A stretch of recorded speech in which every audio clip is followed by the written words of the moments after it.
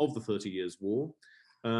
We have Katerina Tkacova, who is one of the researchers on the John Fell funded project, out of which this evening's talk is coming, and who was also a postdoctoral researcher in the Department of Politics here at Oxford, and Thomas Pert, who is also a postdoctoral researcher on the project. So without further ado, I will hand over to our first speaker, which I think is Peter, and much to the relief of you all, I will also mute my own microphone. Right. Okay. Well, good evening, everybody. Thank you very much for coming. It's very good to see everybody, so many people here, because we're presenting work in progress, and we'd be very, very grateful for your feedback, because we're still finding our feet with this project.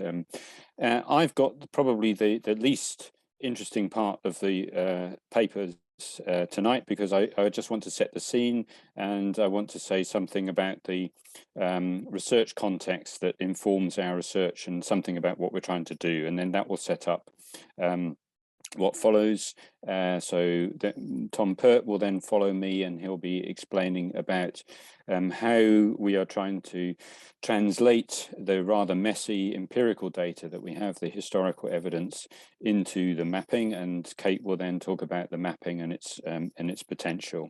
But I think probably a few words about the 30 Years' War to start with. Oops. Why is that not working? Yes, here we go. Great. A few words I think are probably necessary. So the conflict known as the 30 Years' War, 1618 to 48, is generally taken as the most destructive conflict in European history before the two world wars of the 20th century. It took at least 60 years or so for the population of the Holy Roman Empire, the war's main battleground, to recover. Economy, society, culture, politics, these were all profoundly affected by the conflict. And the conflict really, the level of destruction has established the conflict as a kind of benchmark by which subsequent conflicts have been measured, not only in Europe, but also elsewhere in the world. The scholarly convention on the conflict by the 19th century had decided that this was the culmination in a cycle of religious wars beginning with the Reformation. This in turn, while this interpretation is obviously contested, this interpretation nonetheless has led to the concluding Peace of Westphalia as being regarded as inaugurating the modern sovereign state system, the modern international order, as it's now enshrined in international law and embedded in international organizations such as the UN. Again, as historians, we might question that, but nonetheless, this is how the war has generally been perceived and how it is embedded in other branches of scholarship. There's a widespread tendency amongst Western commentators in particular to view current conflicts through the assumptions which have been forged by this interpretation of the 30 Years' War. Notably, the wars in Syria and elsewhere in the world seem to exhibit similar structural features as the 30 Years' War, and therefore the suggestion is most recently and extensively put in the volume of Westphalia for the Middle East by Patrick Milton, Michael Axworthy and Brendan Sims, that somehow the solutions to today's problems can be found in the past. So with that focus on the past is one of the things that sort of brought us to the project that we're trying to do. And the research context for this is that historians' ability to contribute to these contemporary debates is constrained by our, as in historians, inability or at least difficulties of interpreting the complex and difficult evidence for the war's impact, and also by the problems of organizing our findings in ways in which can be used by scholars in other fields, as well as, I think, engaging with those who are involved in other areas of historical analysis. The historians who've looked at the 30 Years' War have been very good at doing certain things and not very good at doing others. They've been very good at producing lots of detailed case studies of individual towns and territories, which draw on the often very rich local archival evidence to show how specific populations were affected by the conflict. Unfortunately, they've been a lot less successful at producing macro quantitative assessments, and most of the discussions that do exist rely on the work that you can see on the left-hand side of the screen, a work by the German historian Günther Franz, which first appeared in 1940. And Franz's work is problematic, I mean, not least because of his Nazi sympathies and at the exact point when that book was published, but also his unsystematic compilation of numerous local and regional studies that was his main basis, his main evidence. But there's also a much more fundamental underlying problem behind Franz's book, which is that virtually everyone who's tried to tackle this at a macro level have produced sets of before and after statistics. And there are actual historical archival reasons why that is so. There are lists of damage that contrast the situation immediately after the war with what was thought to have prevailed before 1618.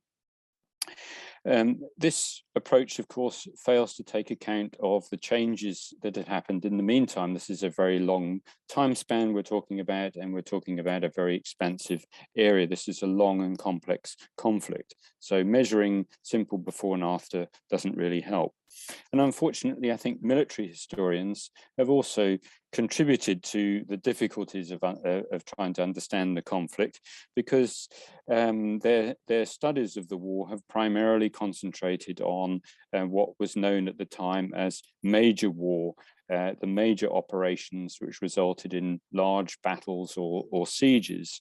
And they've neglected the kind of actions that you can see on this contemporary engraving by Hans Ulrich Flanke on the other side, of raids, of skirmishes, and also of less bloody contact between soldiers and civilians, namely the prolonged occupation of parts of settlements and of communities. And from those micro studies that we have, we can see that that prolonged occupation was often one of the major ways in which the war left a very lasting impact.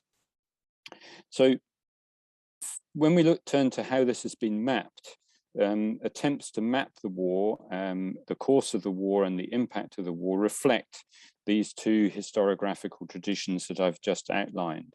We have the kind of before and after maps, and these are primarily, as I say, based really on the calculations that Franz did.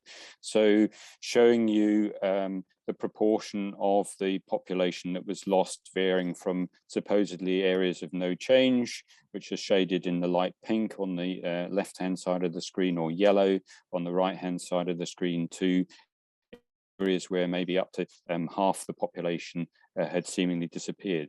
That doesn't take account, of course, of population movements or anything else that's been happening in between. So these maps, I think, are of limited utility.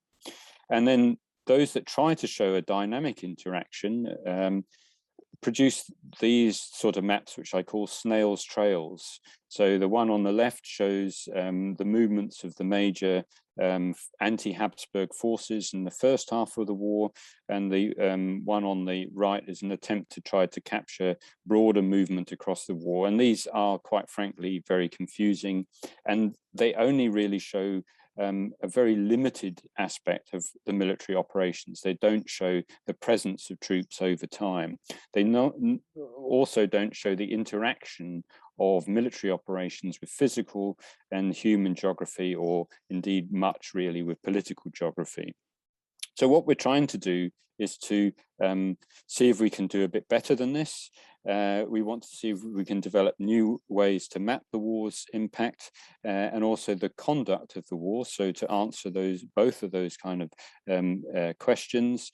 And we're aiming to produce dynamic digital visualizations which can be manipulated in different ways according to the research questions that we and others may have. So I'm going to hand over now to Tom, who will tell us about the difficulties that are in translating that evidence.